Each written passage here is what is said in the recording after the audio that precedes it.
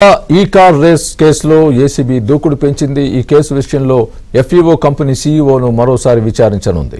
Video conference ద్వారా విచారణకు FEO CEO హాజరు కానున్నారు. ఎఫ్ఈఓ సీఈఓ నుంచి ఏసీబీ కీలక సమాచారాన్ని రాబట్టనుంది.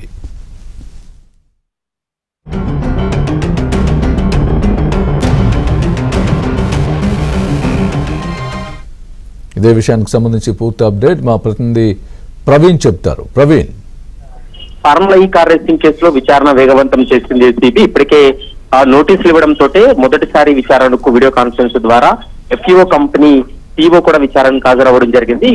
మరోసారి నేడు మధ్యాహ్నం తర్వాత ఎఫ్ఈఓ కంపెనీకి సంబంధించిన సీఈఓను ఈ రోజు మధ్యాహ్నం తర్వాత విచారణ జరిపి స్టేట్మెంట్ రికార్డ్ చేస్తారు.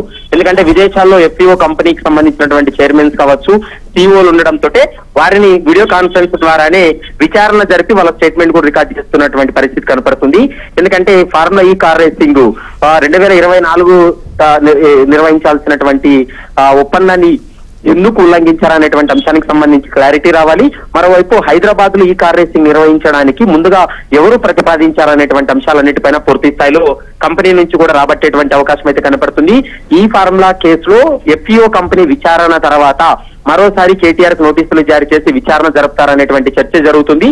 ఈ రోజు విచారణ ముగిసిన తర్వాత 1-2 రోజుల్లో కేటీఆర్ కూడా మరో దఫా నోటీసులు ఇచ్చి విచారణ జరిపేటువంటి అవకాశం అయితే కనపడుతుంది. స్వామి, right, thanks for the update Praveen.